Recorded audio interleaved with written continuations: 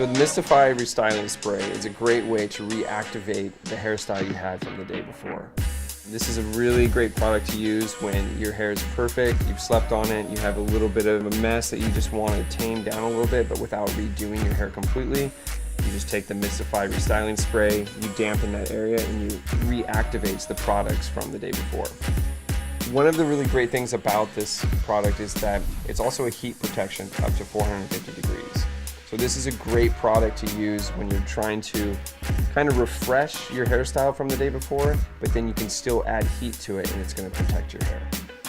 One of the big differences between this and the foundation mist is that this has a tiny bit of hold, so that when you put it on top of the products that are already existing in the hair, it's not only reactivating the hair, but it's giving them a little bit of strength.